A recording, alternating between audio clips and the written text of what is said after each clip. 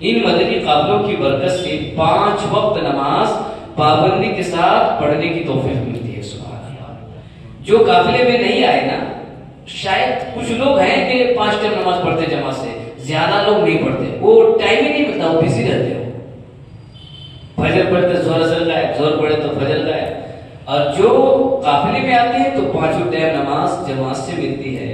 اور علم دین سیکھنے کے لیے سفر کا ثواب الگ سے ملتا ہے.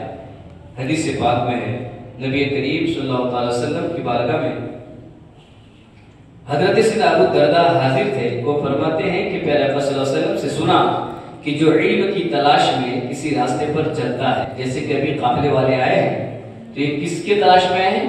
علم دین کی تلاش میں. یہ بچے ہیں، یہ بھی علم دین کی تلاش میں آئے ہیں. تو اللہ تعالیٰ علم دین کی تلاش کرنے والوں کے لیے جنت کا راستہ آسان فرما دیتا ہے. اور بے شک فرشتے علم دین حاصل کرنے والوں سے خوش ہو کر اس کے لیے اپنا پر بچھا دیتے ہیں. سبحان اللہ. اور بے شک زمین و آسمان میں رہنے والے، یہاں تک کہ پانی میں مچھلیاں عالم دین کے لیے مغفرت کی دعا کرتی ہے. سبحان اللہ. علم دین سیکھنے والوں کے لیے فرشتے پر بچھاتے ہیں، اور جو علم دین سیکھ کر کے عالم بن جاتا ہے تو اس کے لیے سمندر کی مچھلیاں مغفرت کی دعا کرتی ہے. تو ہمیں بھی چاہیے کہ ہم علم دین حاصل کریں. ان قافلوں میں مسلسل سفر کرنے کے نتیجے میں فضول گوئی، بے حیائی، بری باتیں ہم سے دور ہو جاتی ہیں. بندہ گانا چھوڑ دیتا ہے، ناچ گانا چھوڑ دیتا ہے، شراب جوا چھوڑ دیتا ہے. جو غلط حرکتیں کر رہا تھا سفر میں آنے کی وجہ سے وہ ساری غلط کام، غلط باتیں چھوڑ دیتا ہے. اور وہ کیا کرتا ہے؟ مسجد میں آ کر قرآن پاک کی تلاوت سنتا ہے، اللہ تعالیٰ کی حمد سنتا ہے، نعت پڑھتا ہے، مسئلہ و مسائل سیکھتا ہے. دنیا کی محبت میں ڈوبا ہوا دل آخرت کی طرف بڑھ جاتا ہے. سبحان اللہ. ابھی جو قافلے میں ہے تو دین رات کیا کر رہے 3 دن سے؟ کبھی قرآن، کبھی حدیث، کبھی دین کے مسائل، کبھی یہ کبھی، یعنی دنیا چھوڑ کر وہ جنت کی تیاری میں لگا ہوتا ہے. سبحان اللہ.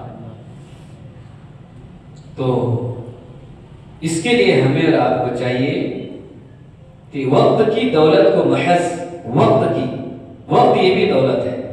وقت کی دولت کو صرف دنیا کمانے کے لیے نہیں خرچ کرنا چاہیے، بلکہ وقت جو ہماری دولت ہے اس کو اپنی آخرت کو بہتر بنانے کے لیے دین کی خدمت بھی کرنا چاہیے. یہ وقت ہے نا، یہ بھی دولت ہے. وقت یہ بھی دولت ہے. پیسے ہی صرف دولت نہیں ہے، وقت بھی دولت ہے. تو اس وقت کو ہم جہاں دنیا کے لیے استعمال کرتے ہیں، وقت کو دین کے لیے بھی استعمال میں لگانا چاہیے. تو انشاءاللہ تعالی ہمارا بیڑا پار ہو جائے گا.